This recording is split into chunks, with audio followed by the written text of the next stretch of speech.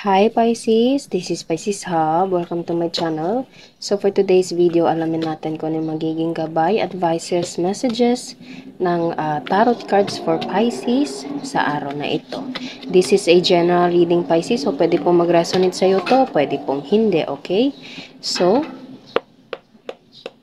reminder lang Pisces na ang ating general reading ay daily reading po ito. So, kahit anong araw, buwan o taon mo ito napanood, this is a timeless reading. Basta mag-resonate po sa sitwasyon nyo, take nyo lang po. Pag hindi, huwag po nating ipilit. Okay? And ang energies ay pwede pong mag-resonate sa kahit anong gender po, babae, lalaki, LGBT man, yung mga taong nanonood ngayon or yung mga taong dinidin nyo po. Take lang, basta mag-resonate sa sitwasyon. Okay? So, alamin natin kung ano yung magiging gabay, advices, or posibleng mangyari for Pisces sa araw na ito. The Magician, Five of Cups, and the Strength. Oh, there is someone really misses you, Pisces, okay? Or something na regret. Kasi Five of Cups kasi represent something na pagsisisi, okay? Regret, remembering about the past, okay? Reminiscing. So, nakikita nyo, meron tayo ditong Three of Cups na natapon. This is your memories, Pisces, with someone or itong taong to, nakatingin siya sa kung ano man yung pinagdaanan nyo dati.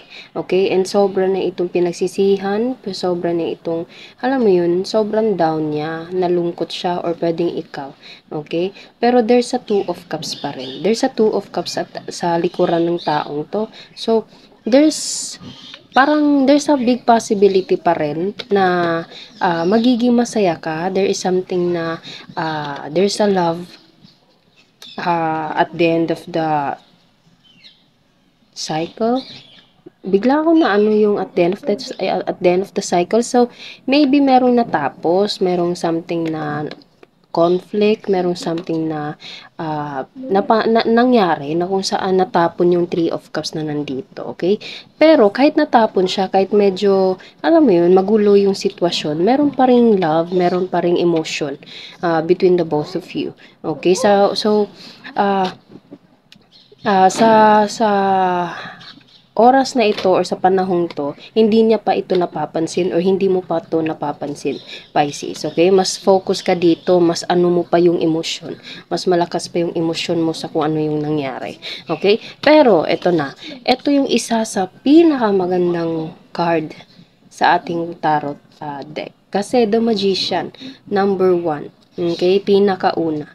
Although yung The Fool, 0 yung ano niya, pero ito yung number 1 sa tarot card deck natin. So, the Magician represents something as powerful. Okay? So, something na manifestations.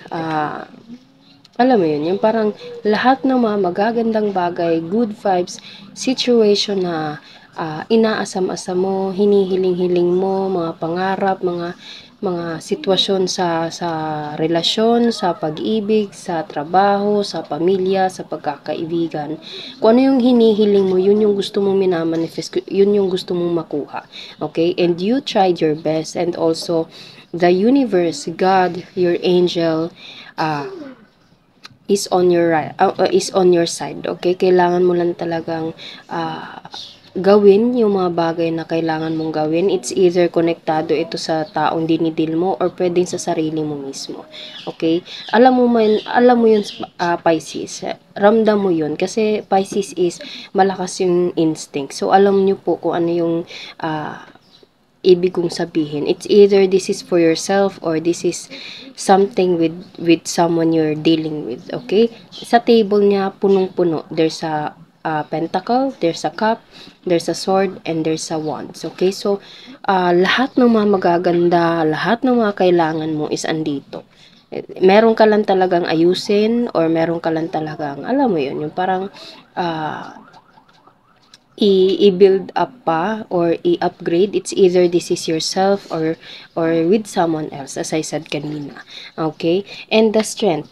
This card represents something as Bigla ako naisip yung word na you're on the right path, Pisces. Mostly kasi pag ito lumalabas, sinasabi ko na parang control your emotions, control yourself, control your decisions in life kasi you are guided by God. Pero ngayon sinabi ko na bigla talagang pumasok sa isip ko na you're on the right path, okay?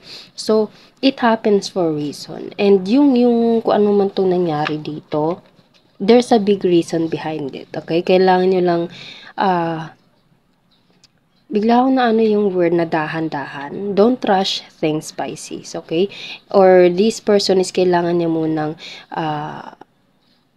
mag-meditate, okay? Or as I said kanina, meron kailangang i-upgrade pa sa sarili, okay? Pwedeng ikaw to, okay, yung energies dito, or pwedeng this is the energy of your special someone, Pisces, okay? And as of now, you're on the right path, with your special someone, okay? Kailangan nyo lang talagang magtiwala and wag magmadali.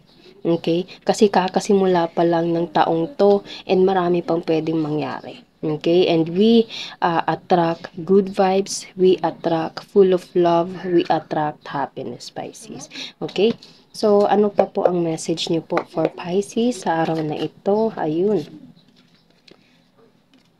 Yes, manifestations, dreams. Pwedeng itong taong to is maraming pangarap sa inyong dalawa. Although merong nangyari nga na parang naglaylo, okay? Parang something na bigla ko na ano yung temporary, pero kung hindi naman temporary, there is something na conflict na nag-separate ways sa inyong dalawa. Okay? And parang walang closure ito, Pisces, or something na parang sudden, biglaan yung nangyari, and parang nagulat kayong dalawa. Okay? Nagulat, it's either this is your loved one, Pisces, this is your relationship, this is your friendship, your best friend, your close friend, your katrabaho, pwede din. Alam mo yun, yung parang bigla na lang, yung pagpasok sa araw, okay naman, pero kalagitnaan, nayanig, okay, and ito yung nag-cause nito, okay, there is someone, it's either you, or this person is, alam mo yun, nagsisisi, okay, reminiscing, okay, and there is something na nagparted way sa inyong dalawa, pero again, you, or this person, manifest each other. Okay, andun pa rin yung love, andun pa rin yung emotion, andun pa rin yung parang hope sa inyong dalawa. Kailangan nyo lang talagang i-upgrade pa yung sarili, be a better person, okay? Sinabi ko kanina na you're on the right path, Pisces, okay? You're on the right path, and it happens for a reason. And itong kung ano man yung nangyari dito, sa nararamdaman ko, merong magandang mangyayari after this. Okay? Merong magandang mangyayari pa. Merong sobrang kasiyahan ang darating sa inyo after this conflict, or sana mo yun, yung medyo hindi kagandahang sitwasyon sa inyong dalawa. Okay? And pwedeng siya is madalas kang naiisip. Okay? Itong taong to is yung isip niya nasa iyo. Okay? Iniisip ka niya. Although minsan kinokontrol niya yung sarili niya na hindi. Parang tinatanggal, ayaw niyang harapin yung kung ano man yung nakakapagparamdam sa kanya nito. Okay? Hindi, kumbaga na-overwhelm siya sa guilt, sa regret, okay? And minsan kinokontrol niya yung sarili niya na hindi. Ganun. Okay? Tinatanggal niya kasi sobrang sakit siguro. Okay? Or pwede ikaw, Pisces, ganun yung ginagawa mo. Hindi mo siya ini-entertain. Pilit mong ginagawa, alam mo yun, parang nagpapaka-busy ka, Pisces, para hindi mo maramdaman kung ano yung ito. Okay? Pero again, there is something na mangyayari for the both of you. Pwedeng ito ay friendship, pagkakaibigan, pwede. Okay? Pwedeng family member, pwedeng ito ay love mismo. Okay? And maganda kasi unang-una pa lang the magician agad. Okay? Although medyo meron tayo ditong mababa yung energies. Pero again, surrender everything to God, Pisces. Surrender everything to God. And don't rush things, okay? Just go with the flow. Kung ano yung, kung kayo, okay? Kung love man to. Kung friendship naman to, kailangan nyo munang, alam mo yun, parang give some space with your friends, okay? Kung kailangan niya ng space, bigyan mo, okay? Don't rush things. Kung hindi pa gusto, kung medyo mainit pa, wag ipilit, okay? Kumbaga, magpalamig kayong dalawa. And, basta meron talagang darating for you. Pwedeng for the both of you na maganda. Kasi dito ako kumakapit eh. The Magician and also the Strength. You're on the right path, Pisces. Okay? And there's the Magician. Sobrang ganda. Okay? So, yun lang po ang ating message sa araw na ito. Naway nagustuhan niyo po. Huwag niyo po sanang kalimutan na mag-like at mag-subscribe po sa ating channel. And click the bell button, Pisces, para ma-notify po kayo sa next videos na i-upload natin. Okay? Thank you, Pisces, and God bless!